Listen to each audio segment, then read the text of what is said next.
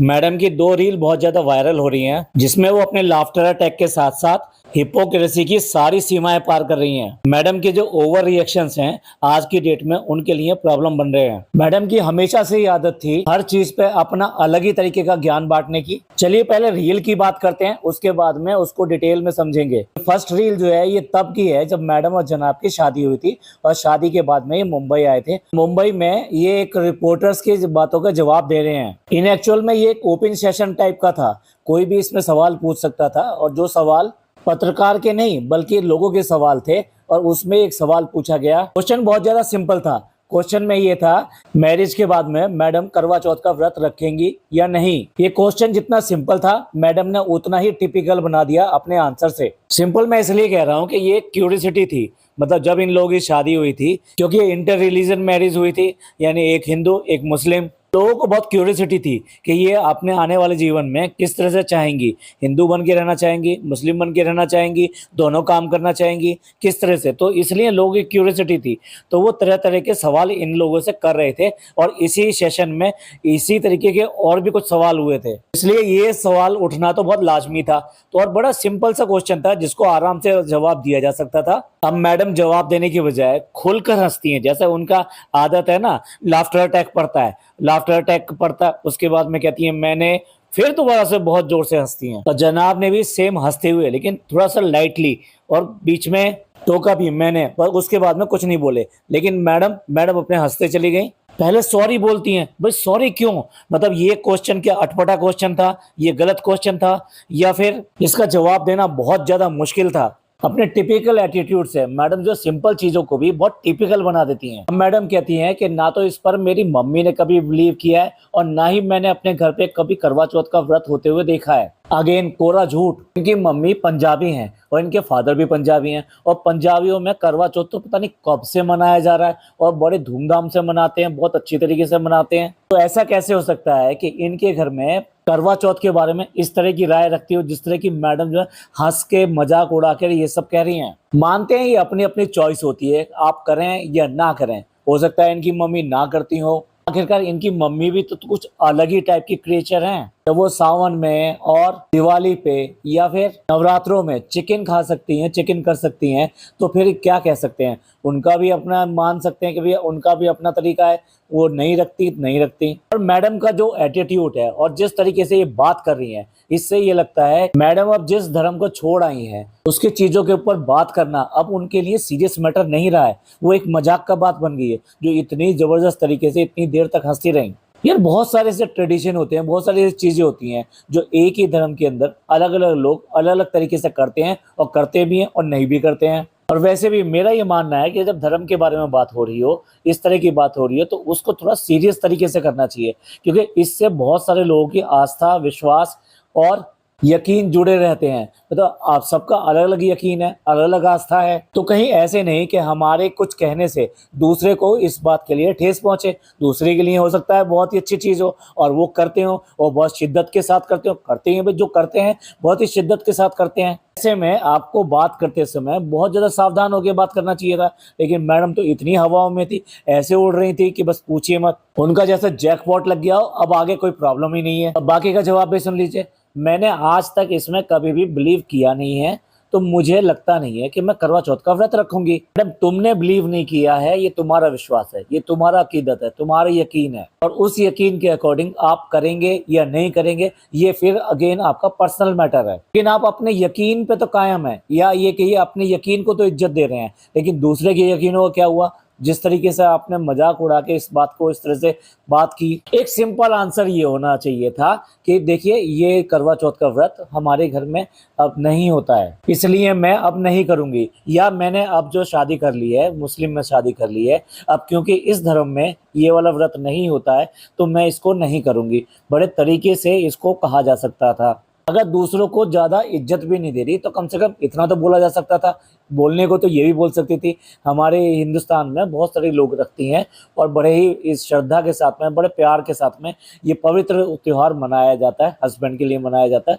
मैं बहुत प्यार करती हूँ अपने हस्बैंड से, लेकिन मैं इसको नहीं मनाती। पर सेंसिबल चीज तो मैडम से सोची ही नहीं जा सकती।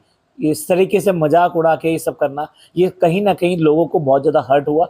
यही वजह है कि ये वाली रील बहुत ज़्यादा वायरल हो रही है। वायरल होने का एक रीज़न और भी है। अभी तो थोड़ा-सा कहानी खत्म नहीं हुई है। थोड़ा-सा और सुनिए कि उसने आंसर आगे क्या दिया और उसके बाद में उसको कहाँ से जोड़कर देखा गया, जिसकी वजह से ये बहुत ज़्यादा बुरा माना जा रहा है और इनकी हिपोक्रेसी साफ-साफ दिखाई दे रही है मैडम की। आगे मैडम कहती हैं, और थैंक यू, मेरे पति भी ऐसे नहीं हैं। जब पति का नाम आ गया, जनाब तो कुछ बोलते ही नहीं है, मतलब आपको पता ही है कि मैडम के सामने कुछ बोलना ही नहीं है। तो जब पति का नाम आ गया तो जनाब बोलते हैं कि ये तो भूखा रह ही नहीं सकती। और इस बात के ऊपर मैडम ने बहुत ही ज़्यादा ओवर एक्टिंग करी, अपना मुँह इतना बड़ा खोल लिया कि जैसे उन्होंने एक ऐसा सेंटेंस सुन लिया है जो आज तक नहीं सुना, और बहुत ज़्यादा उनको इस बात के ऊपर आश्चर्य है। मेरा हस्बैंड ऐसी बात कैसे बोल सकता है मेरे बारे में कि मैं सारा दिन भूखी नहीं रह सकती। फिर मैडम थोड़ा अपने आप को संभालती हैं और संभाल के इतरा के बोलती हैं, हाँ वो भी है, और मुझसे ना खाए पिए बिना नहीं रहा जाता। एक दो चीज़ें अवॉइड कर सकती हूँ लेकिन पूरा दिन नहीं। तो अगर आपको समझ में आया तो मैडम ने 2 कारण दिए। एक, उनके घर में नहीं होता है, उनकी मम्मी ने नहीं किया है,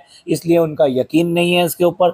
दूसरा, वो सारा दिन भूखा नहीं रह सकती, इसलिए व्रत वो पॉसिबल नहीं है। लोग इसको बहुत सारे इस बात से जोड़ के देख रहे हैं कि एक बार नच बलिए में ये लोग दोनों एज ए पेयर गए थे और वहाँ तब तक इनकी शादी नहीं हुई थी, और नच बलिए के सेट पे ही जनाब ने इनको प्रपोज करके फर्स्ट टाइम ऑडियंस के सामने कहा था कि विल यू मैरी मी। वहीं पे मैडम ने इमोशनल होके एक लंबा सा लेक्चर दिया था, क्योंकि लेक्चर देने की तो मैडम को शुरू से आदत है, और वो लेक्चर आज तक लोग इनके सामने प्रोड्यूस करते हैं। बार बार इनकी हिपोक्रेसी को सामने लाने के लिए उसी चीज़ को सामने रखा जाता है। मैडम ने कहा था कि देखिए, हमारा घर जो होगा ना वो ऐसा होगा कि जहाँ मंदिर की घंटियों की आवाज़ें भी आएंगी और जहाँ अजान की आवाज़ भी आपको सुनाई देगी। मुझे नहीं लगता कि मैडम ने बिना सोचे समझे कहा था, लेकिन मैडम ने कहा था वहां पर सबके सामने कहा था। मैडम कोई 16 साल की बच्ची भी नहीं थी जिसे कुछ पता नहीं है। तो तब की बात है, एक मैरिज ऑलरेडी हो चुकी थी और अब दूसरे अफेयर में चल रही थी, ये तब की बात है। केबिन क्रू को इस बात की बिल्कुल जानकारी नहीं थी कि जब वो शादी होके यहाँ पर आएगी, जनाब को खुश करने के लिए, जनाब के ऑर्डर्स के अकॉर्डिंग वो सारी चीजें वो साइड में रख देंगी। अब तक इन्होंने जो भी कुछ कहा था, और अब नए सिरे से नया ड्रामा खेलना शुरू कर देंगी। सॉरी अगेन, मैं ड्रामा इसलिए कह रहा हूँ कि किसी भी धर्म को सही तरह से मानना जरूरी होता है, ना कि उसकी सिर्फ एक्टिंग करके उतार के देना, जैसे कि ये करती हैं। 2-3 लफ्ज बोल देंगी, उसके अलावा आपने कभी भी नहीं सुना होगा।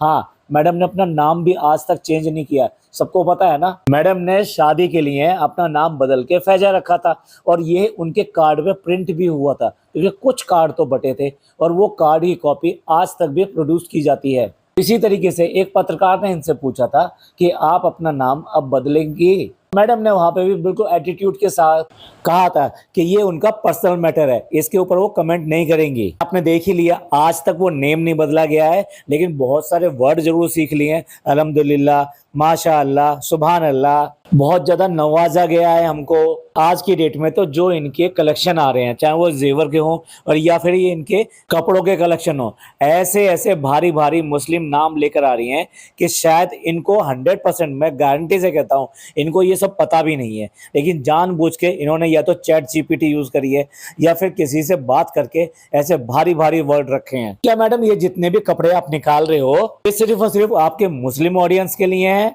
नहीं, क्लियर कीजिए, ये खाली मुस्लिम ऑडियंस के लिए है या नाम कपड़े के हिसाब से रखे जा सकते थे? किसी चीज का नाम चौधरी का चांद भी रख लेती, या फिर चश्मे बदूर रख लेती। मैडम ने ऐसे ऐसे नाम रखे हैं कि अगर आप सुनेंगे तो आपको लगेगा ओहो, मैडम को कितनी नॉलेज है और उर्दू वो कितनी अच्छी तरह से समझती हैं और जानती हैं। लेकिन खाक जानती हैं, कुछ भी नहीं पता है आज की डेट में। मुझे नहीं लगता कि पहला कलमा भी ठीक से पढ़कर सुना दें। हाँ, तो ये मंदिर की घंटियां बजा रही थी कि मैं पुरानी चीज याद दिलाता हूँ। एक टाइम था कि जब इन्होंने व्लॉगिंग शुरू नहीं की थी ना, तो तब इनकी रील्स आया करती थी। आई मीन प्रेस रिपोर्टर्स वगैरह इनकी छोटी छोटी क्लिपिंग निकालते थे और वो क्लिपिंग निकालने के बाद में ये डालते थे सोशल मीडिया पर। तो उन्हीं क्लिपिंग के सहारे हमें पता लगता है कि ये लोग आपस में होली भी खेला करते थे और खूब एक दूसरे को रंग लगाया करते थे, दिवाली भी मनाया करते थे, दिए भी जलाया करते थे, अपना घर भी सजाया करते थे। उसके अलावा रक्षाबंधन भी किया करते थे, रक्षाबंधन पे राखी बांधना पूरी तरीके से। तो ये सारे काम किया करते थे जो इनके क्लिपिंग वगैरह से पता चलता है, और बड़े मजे से किया करते थे। तब तक कोई प्रॉब्लम नहीं थी, क्योंकि तब इन्हें ये था कि हमें कोई नहीं देख रहा है, ये हमारे पर्सनल मोमेंट है, और अगर थोड़े बहुत जो है बाहर जाते हैं क्लिपिंग के जरिए तो कोई इतनी बड़ी बात नहीं है। लेकिन जैसे ही भाई इन्होंने व्लॉगिंग शुरू करी, इन्होंने अपना बंटवारा कर लिया और पूरी तरीके से अपने आप को बहुत रिजिड बना लिया। और उसके बाद से ही होली बंद हो गई, दिवाली बंद हो गई, रक्षाबंधन बंद हो गया। थोड़ा थोड़ा सा अंश आया था स्टार्टिंग में, लेकिन धीरे धीरे करके सब कुछ बंद होता चला गया। अब पूरी तरीके से जिसे कहना चाहिए कट्टरवाद, ये बिल्कुल उस पर आते चले गए। मैं कट्टरवाद इसलिए कह रहा हूँ कि देखिए अपनी अपनी मर्जी है, आप क्या करना चाहते हैं क्या नहीं करना चाहते, लेकिन पहले आप कुछ कहते हैं फिर करके कुछ और दिखाते हैं, और जैसे पब्लिक ऑडियंस के सामने आते हैं आप बिल्कुल अपना चोला बदल लेते हैं और सिर्फ वही चीज दिखाते हैं जो कि आपके ऑडियंस को पसंद है, यानी टारगेटेड ऑडियंस को पसंद है। चालू ने भी बिल्कुल वही काम किया, तुरंत ही उसने हिजाब की स्टोरी लगानी शुरू कर दी, हिजाब धारण कर लिया और हिजाब के ऊपर कई सारी वीडियो बना दी, ऐसे पहनना चाहिए वैसे पहनना चाहिए, और जो लोग नहीं करते हैं वो क्या बुरा करते हैं, ये सारी चीजें लगा दी। यानी लोगों को उसने ये टारगेट किया कि जो लोग नहीं करते हैं वो गलत करते हैं, और गलत करने की वजह से ये ठीक नहीं है, और मैं कर रही हूँ तो देखो कितना अच्छा कर रही हूँ, और मैं ऐसा ही करूँगी, और इस ऐसा नहीं करना चाहिए कि पहले ले लो और फिर बाद में इसको निकाल दो, यानी पहले हिजाब ले लो और फिर उसके बाद में यूज करना बंद कर दो। तो आप समझ सकते हैं हर तरह की शिक्षा बिल्कुल जो है चालू ने दी थी, और यही काम मैडम ने किया। तो जैसे ये व्लॉगिंग कैरियर में आए, इन्होंने बिल्कुल अपना रूप बदल लिया। अब ये व्लॉगिंग ही तो है कि बच्चे ने गलती से माचिस बोल दिया, भगवान जी बोल दिया, और लोगों ने उसे पकड़ा भी, लेकिन इन्होंने उसको रिएक्ट नहीं करा। भाई बच्चा अगर नानी के घर में जाता है तो बच्चा देखता है कि नानी जो पूजा करती हैं, माचिस जलाती हैं और भगवान जी की पूजा करती हैं, हाथ जोड़ती हैं, तो इसीलिए एक बार उसने इनके घर में भी हाथ जोड़ दिए थे, तो इन्होंने हाथ फैला के उसको जो है जैसे दुआ मांगते हैं वैसे कर दिए। देखिए बच्चा है, बच्चे को कुछ नहीं पता ये सब चीजें, और बच्चे को जानकारी देनी भी चाहिए, हर धर्म की हर बात की जानकारी देनी भी चाहिए, इसमें कोई ऐसी बड़ी बात नहीं है और गलत बात नहीं है। मैडम की मम्मी के घर में एक बार मैंने तस्वीर देखी थी, वो गुरु नानक साहब की थी। पंजाबी होने के नाते कोई बड़ी बात नहीं है, ये होनी चाहिए, और वो मंदिर भी रखती हैं, लेकिन वो मंदिर ये कभी भी दिखाती नहीं है, क्योंकि जिस तरफ मंदिर है आइदर इनका कैमरा नहीं जाएगा या फिर कैमरा इनका नीचे ही रहेगा। मैडम इतनी नफरत या इतनी चीजें क्यों? हम जहाँ रहते सहते हैं, आप तो वैसे भी उससे बिलोंग करती थी, तो आपको इतनी नफरत नहीं करनी चाहिए। मैं नफरत कह रहा हूँ लेकिन मुझे फिर भी अच्छा नहीं लग रहा, क्योंकि रेस्पेक्ट होनी चाहिए, वो चाहे कोई भी धर्म हो, कोई भी भगवान हो,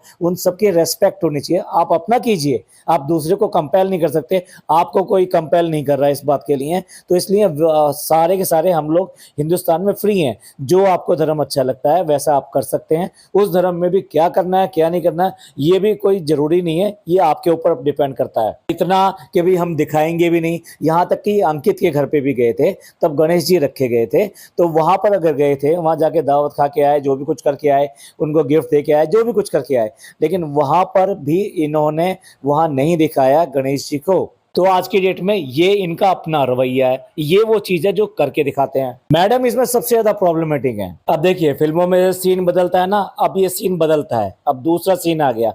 दूसरा क्या सीन आ गया? रमजान का महीना, रमजान का आखिरी रमजान है। अब यहाँ मैडम बहुत ज्यादा इमोशनल है। किस लिए इमोशनल है? क्योंकि रमजान खत्म हो रहे हैं, रमजान की याद आएगी, किस तरीके से सब लोग एक साथ बैठ के खाना खाते थे, अफ्तारी करते थे या फिर सहरी करते थे, और ये दिन ऐसे बीत जाते हैं, किस तरह से रमजान बीत जाता है। अब एग्जैक्टली मैडम क्या कह रही हैं मैं आपको बताता हूँ। मैडम कह रही हैं कि रमजान में इफ्तारी एक ऐसी चीज है जिसमें जब तक जरूरी ना हो सब लोग एक साथ बैठकर इफ्तियार करते हैं। यहाँ मैडम जरूरी जो इसलिए कह रही हैं कि रमजान के महीने में मैडम भी गायब हुई थी अपने काम के लिए, तो उस टाइम में इफ्तियार वाले व्लॉग नहीं आए थे, 3-4 दिन के लिए मैडम गायब हुई थी। ये मैडम ने यहाँ कंडीशन रख दी कि अगर आपको कोई जरूरी काम नहीं है, बहुत जरूरी काम नहीं है, तो सब लोग जो इफ्तियार के टाइम पे आते हैं और एक साथ बैठते हैं सारे फैमिली के लोग। अब इसके बाद में मैडम तुरंत ही इमोशनल हो जाती हैं और मैडम की आवाज़ भी भर जाती है कि हम इस लायक नहीं हैं और अल्लाह ने जितना हमको नवाज दिया है और जितना शुक्र अदा करें उतना कम है।